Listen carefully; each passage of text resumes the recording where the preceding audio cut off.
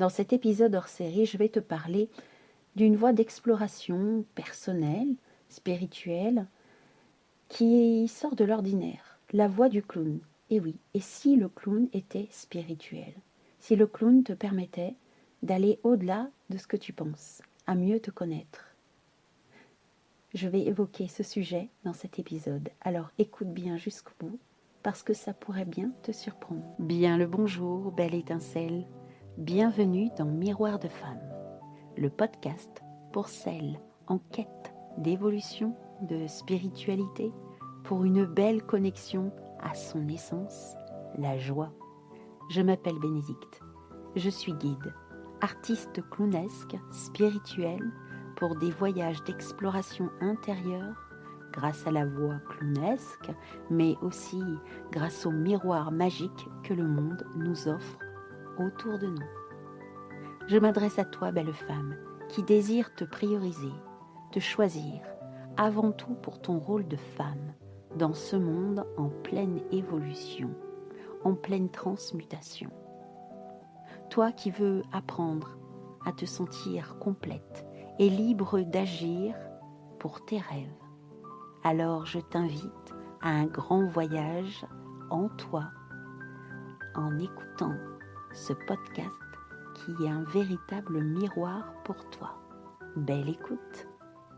Alors dans cet épisode, je vais te parler de clown. Oh, mais de clown spirituel. Mais qu'est-ce que c'est? Alors pour bien nombre de personnes, quand je dis que je fais du clown, on me dit « Ah, c'est pour les enfants. Tu vas dans les hôpitaux ?» Eh bien non. C'est une jolie voix, c'est une belle contribution, mais ce n'est pas la mienne. Pour d'autres, quand je leur dis que je fais du clown, c'est « Oh mon Dieu, j'aime pas le clown » et puis ça fait peur, on se cache derrière des masques, tout ça pour essayer d'attirer des personnes et puis après, les pires scénarios arrivent. Bon, il faut bien dire que c'est un film où contribuer à cette image du clown. Pour d'autres, c'est un peu la clownerie, c'est des bêtises, on ne se prend pas au sérieux. Alors oui, le clown, on ne se prend pas au sérieux, on rigole, il y a de la légèreté, mais dans un certain sens, c'est quelque chose de sérieux. Et puis, pour d'autres, pour beaucoup, c'est le clown, Bozo le clown, dans le cirque, qui joue à être ridicule et puis qui amuse les gens en attendant que les animaux viennent, que les jongleurs, les trapézistes arrivent. Et oui, ça fait rire la galerie, comme on dit. Et pourtant, il y a encore bien d'autres voies. Et je veux parler aujourd'hui de celle de la spiritualité. Alors, quand j'étais petite, spiritualité rimait aussi avec quelqu'un qui avait de l'humour plutôt fin. On disait « Oula, c'est une personne très spirituelle ». C'était quelque chose de léger, c'était subtil et ça n'avait rien à voir avec la spiritualité au sens divin, je dirais, du terme. Alors je vais parler de tout ça dans cet épisode. Je vais parler spiritualité, dire mon point de vue sur la spiritualité. Je vais parler aussi du clown et de tous ses bienfaits et qu'est-ce que ça apporte.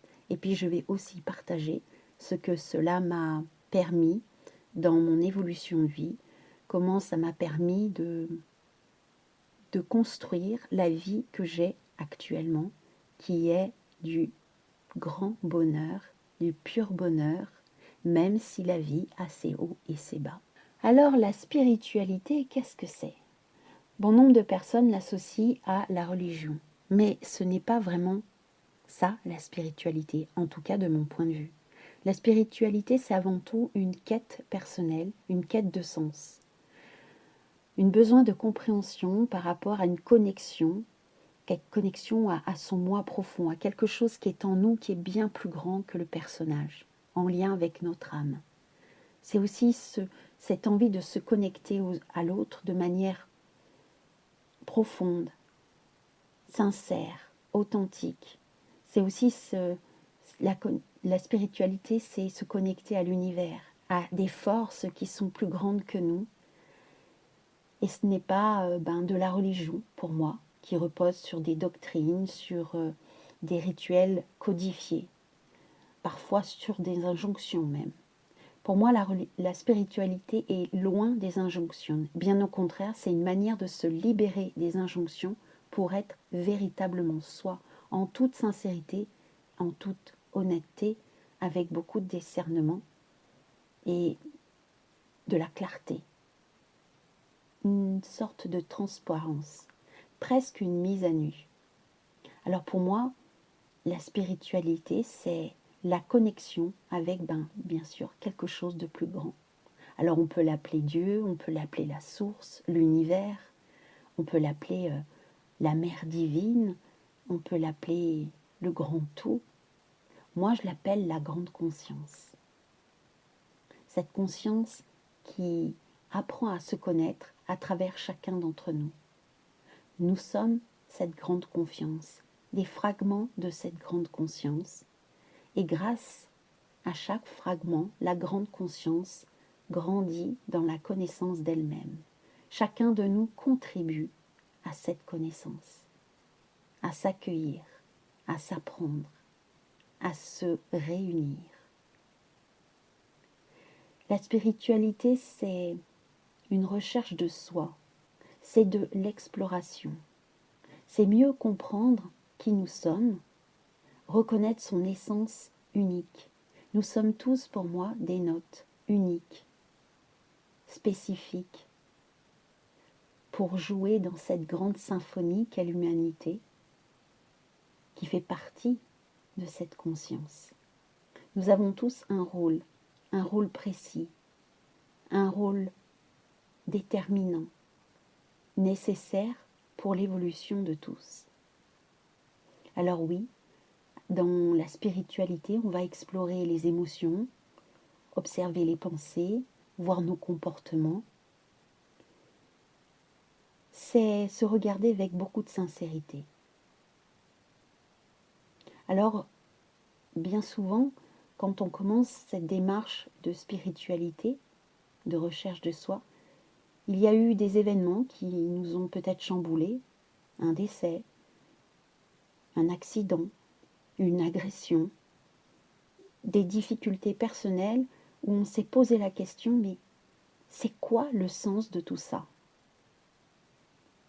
Pourquoi je vis cette chose? Il y a quelque chose en nous qui dit, mais c'est pas possible de vivre ça sans qu'il y ait une raison. Donc on va à la recherche, on cherche. Et puis on s'aperçoit petit à petit que à l'intérieur de nous, il y a des croyances, il y a des injonctions, il y a des directions, des difficultés qui nous bloquent.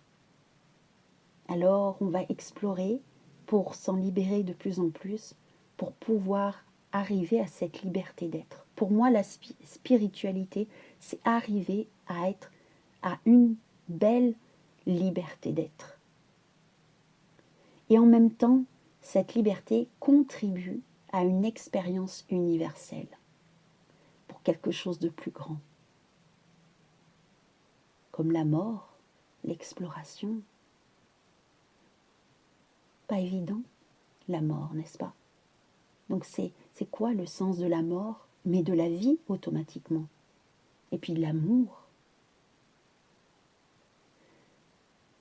La spiritualité, c'est aussi accéder à une paix intérieure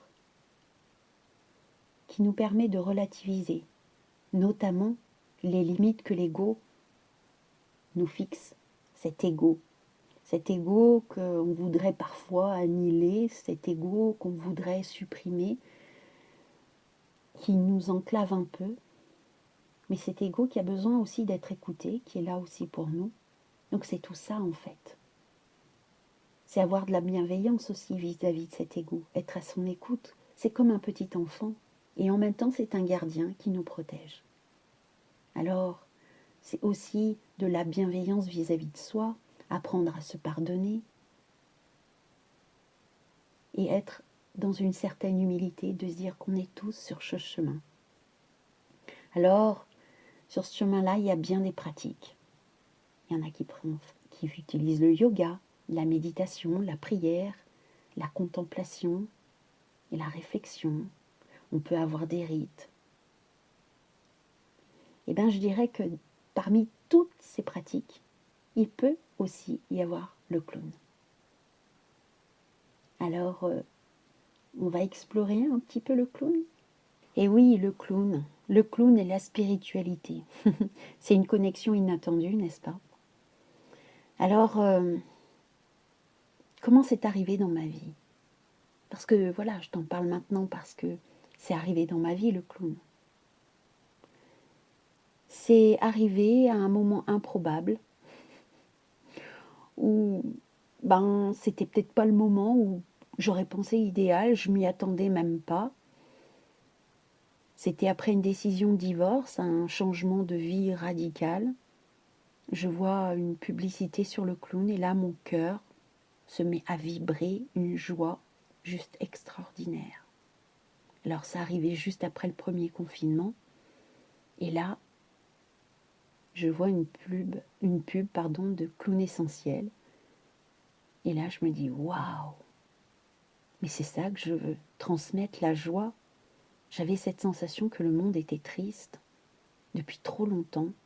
Il y avait quelque chose à l'intérieur de moi qui disait mais c'est ça la voie, j'ai envie d'aller dans cette direction. Alors de fil en aiguille, j'ai fait des stages et j'ai appris à me connaître. Alors pour moi, le clown, c'est un peu comme le miroir de l'âme. Il est connecté à l'enfant intérieur, véritablement. Et l'enfant intérieur a un lien particulier avec l'âme, des échanges, des discussions, de l'écoute. L'âme passe au travers de l'enfant intérieur. Et le clown se connecte à l'enfant intérieur pour exprimer. C'est une sorte de miroir de l'âme. Avec le clown, on peut aller explorer tout un tas de facettes. Sa l'âme adore jouer avec toutes les facettes. Nous, on a tendance à juger, ça c'est bien, ça c'est pas bien. L'âme ne juge pas en tant que telle. Elle explore, elle a envie de connaître, elle a envie d'explorer. Alors elle va explorer à travers des moments où on peut râler, où on peut juger, ou des moments où on va jouer la tristesse, les moments où on va être dans la joie, dans l'excitation. Le clown joue avec les émotions. Et les émotions sont pour moi le langage de l'âme. Alors, à travers le clown, on peut voir des effets miroirs. On peut apprendre à se reconnaître. Et de ce fait-là, on peut libérer des blessures. On peut sortir de blocages. Parce qu'on va y mettre de l'humour. On va y mettre aussi de l'autodérision. Et l'humour, met de la légèreté. Permet de relâcher. Moi, ça m'a permis, par exemple, de quitter la susceptibilité. Passé un moment, on ne pouvait pas me dire grand-chose. Dès qu'il y a quelque chose qui n'allait pas, j'avais tendance à monter dans les tours, à me braquer, à me mettre en défense. Et c'était pas forcément agréable pour les autres, ni pour moi d'ailleurs. Et c'est vrai que le clown m'a permis d'accepter d'être un peu dans l'autodérision, de rigoler de moi-même. Alors j'ai un côté très premier degré. Donc j'en rigole maintenant, oui. Voilà, j'ai un côté très premier degré. Et puis il y a des moments, je suis un petit peu, dirons-nous, allez, j'ose le dire, psychorigide. Il y a des moments, j'aime bien contrôler, maîtriser. Et je joue de tout ça aussi. Accepter tout ça, c'est aussi accepter ma vulnérabilité. Alors oui, le clown m'a permis de passer des caps, de me libérer d'états de fonctionnement, je dirais, de façon, d'attitude qui n'étaient pas propices, qui n'étaient pas bonnes pour la relation avec les autres et la relation avec moi-même. Donc c'est vrai que le clown m'a permis de mettre de l'humour dans ma vie. Et puis, le clown est là depuis bien longtemps, à vrai dire, pour tout vous dire. Le clown est là dans les traditions. Il y a le clown dans la tradition, dans je dirais la spiritualité en Inde, il y a le fou sacré. Chez les Amérindiens, il y a le clown Eoka. Le clown Eoka, c'est l'homme médecine, c'est l'homme à l'envers. C'est celui qui s'autorise de faire ce que les autres ne veulent pas faire. Les choses déraisonnables, mais avec de l'humour. Pour montrer aux autres le fonctionnement. On en rigole. Le bouffon du roi était en quelque sorte aussi un clown. C'était le seul qui avait le droit de rire du roi. C'était pour donner de l'humanité au roi. Donc c'est vrai que le clown, d'une certaine manière, par sa façon d'être, a un certain pouvoir. C'est vraiment une figure spirituelle qui est là depuis très longtemps et qui a une certaine puissance. C'est peut-être ça que les gens appréhendent. Et on le retrouve aussi dans le tarot. Dans le tarot, c'est le fou. Et puis le fou, il incarne aussi le début d'un voyage spirituel. C'est celui qui ose tout en ne sachant rien. Le clown, en fait, il ne sait pas. Le clown, il fait « Ah, mais qu'est-ce qui se passe ?» Et il vit l'instant présent. Il y a une sorte d'insouciance, une ouverture vers l'inconnu. Et en même temps, l'instant présent, s'ouvrir à l'inconnu, c'est une sorte de sagesse spirituelle. Et donc le clown, c'est l'instant présent qui accepte ce qui est. Il dit oui à ce qui se présente et comment il joue avec. Le clown, c'est ici et maintenant. Et dans la pratique spirituelle, ça fait partie. On nous dit bien souvent être ici et maintenant. C'est notre verticalité. Alors, d'une certaine manière, le clown est dans la verticalité.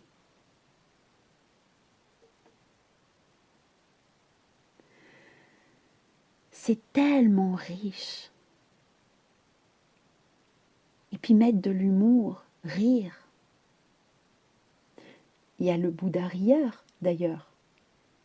C'est aussi rire de ses travers, rire de la situation, prendre du recul, prendre de la hauteur sur la vie, sur les difficultés.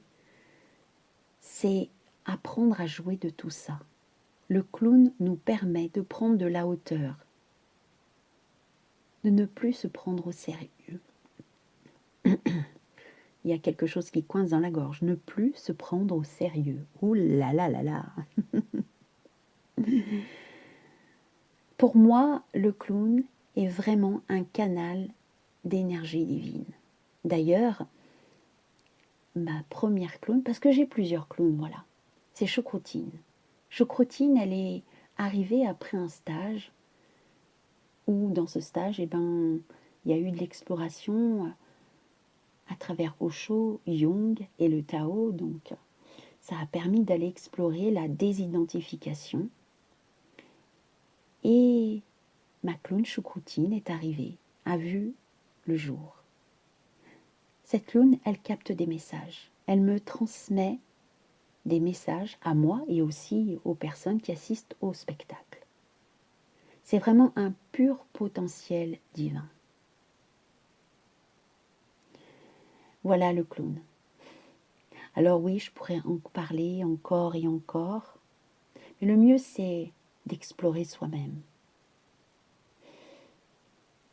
Est-ce que toi, tu aurais envie d'explorer le clown? Explorer qui tu es complètement, t'accepter avec toutes tes polarités à travers le clown. Alors bien sûr, j'accompagne les personnes qui le souhaitent dans cette direction-là. Pas plus tard que le week-end dernier, j'ai accompagné 2 personnes dans une immersion.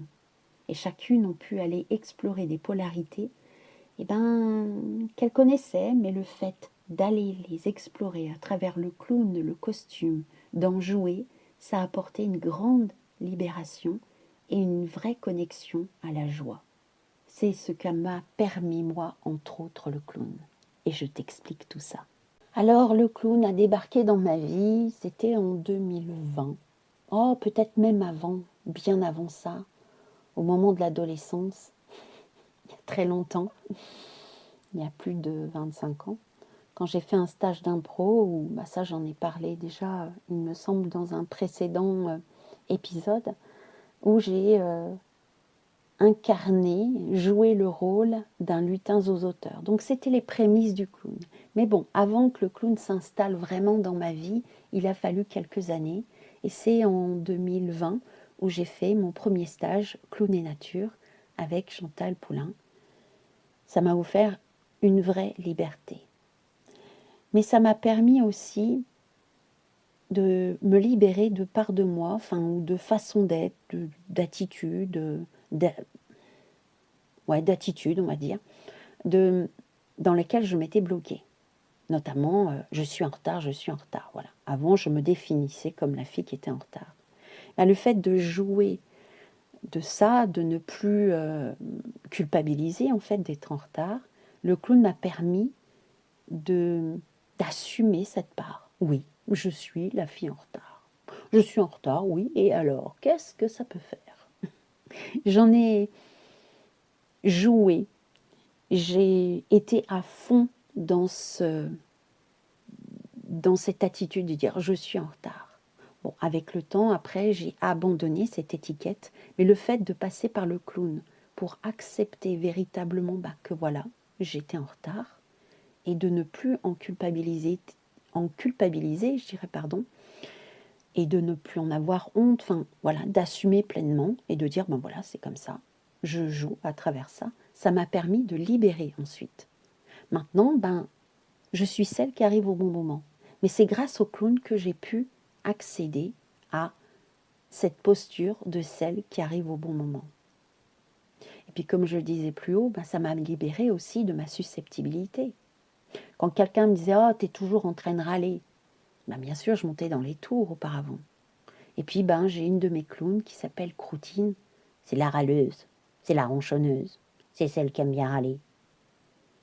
Voilà, il y a des moments si maintenant on me dit « Oh, toi t'es une râleuse », oui, je râle, mais qui n'a jamais râlé? Accepter que par moment on peut râler. Mais de ce fait-là, je râle beaucoup moins. Le fait d'avoir accepté que oui, peut-être avant je râlais, et de jouer avec tout ça, maintenant, je râle beaucoup moins et j'accepte ce qui vient avec plus de facilité.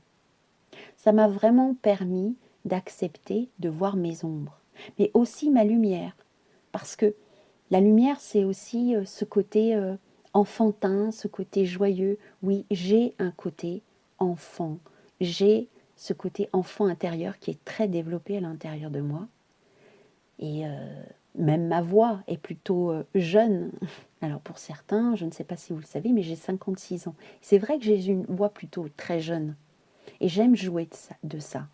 Ça m'a permis aussi d'accepter mon premier degré. Alors c'est vrai que des fois, quand je me retrouve avec des personnes qui font des blagues au second degré, moi je le prends au premier degré, on me fait non mais je rigole là. Ah d'accord, tu rigoles. Et moi je le prends au premier degré, c'est comme ça. Bon, le premier degré c'est aussi le langage de l'âme. L'âme est au premier degré. Elle croit ce qui vient. Donc ça peut paraître innocent, mais le fait de jouer de cette innocence à travers ma clown choucroutine, j'accepte mieux à ce premier degré qui n'est plus pour moi une attitude trop naïve et bébête. Non, non, c'est un état d'être et je l'accepte. Voilà, j'ai un côté naïf. Cette naïveté me permet d'accepter la vie avec beaucoup plus de légèreté. Alors si avant j'étais perçue comme quelqu'un de nunuche, non, maintenant j'accepte ce premier degré. Donc ça m'a permis aussi d'être beaucoup plus souple, ça m'a permis de relativiser, de prendre de la hauteur dans ma vie, et ça m'a permis de réaliser mon activité professionnelle actuellement. Donc je fais un spectacle et j'anime aussi des immersions où je propose aux personnes d'aller explorer les parts d'ombre et de lumière en eux pour réveiller cette joie à travers le clown, à travers le costume et à travers un spectacle aussi où Choucroutine et Croutine transmettent des messages avec leurs oracles et leurs tarots. Donc voilà, je dirais que le clown a été pour moi une voie qui m'a permis une belle évolution et j'ai envie maintenant de partager. Alors il est fort à parier ou très probable que dans les prochains épisodes, cette part clownesque en moi vienne vous faire des coucous, vous transmettre des messages. Et puis, si tu as envie d'aller plus loin, de connaître cette voie-là qui est extraordinaire, si ta curiosité te pique, je t'invite vraiment à venir explorer. Prends contact avec moi, puis on en parle. Je t'expliquerai davantage directement. Voilà. J'espère que, en tout cas, ça t'aura apporté une nouvelle vision du clown. Ou alors, si tu la connaissais déjà, dis-moi si toi, tu vis la même chose. Et puis, si tu découvres autrement le clown et tu as envie d'en savoir un peu plus, je t'invite vraiment à prendre contact avec moi. Dans le descriptif, il y a des liens où tu peux me joindre et aussi mon adresse mail. Voilà. Je suis heureuse d'avoir partagé cette exploration-là, clownesque, spirituelle, et me dit que même si ça touche une personne qui se dit tiens, je vais peut-être tester, waouh, j'aurais réalisé mon pari. Mon pari que le clown peut transformer pour apporter du bien-être. C'est déjà arrivé le week-end dernier lors d'une immersion. Pourtant, il y avait une des personnes, le clown, c'était pas trop son truc. Et finalement, elle a découvert une nouvelle façon de se découvrir et de s'apprendre. Voilà. Alors, si cet épisode t'a plu, a fait sens pour toi, tu peux déjà témoigner en laissant un message. Je t'invite aussi à liker, à partager autour de toi. Et puis, si ce n'est déjà fait, je t'invite à t'abonner pour que les prochains épisodes viennent à toi. Je te souhaite vraiment le meilleur. Et j'aime souvent dire, sois ta priorité. C'est prioritaire. Alors, je te dis à bientôt, à la semaine prochaine pour un nouvel épisode. Et je pense que la semaine prochaine, ça sera un épisode clé-clarté avec un tirage akashique. Et oui, parce que ça aussi, c'est quelque chose que je kiffe. Et je dirais que mes clowns sont branchés, en particulier Choucroutine, sont branchés sur le royaume akashique, comme j'aime le lire, les mémoires akashiques, qui sont là pour grandir, nous permettre de grandir vers notre plus belle évolution, celle en lien avec notre essence. Alors merci à toi, et puis au plaisir d'échanger, et je te dis à la semaine prochaine. Au revoir.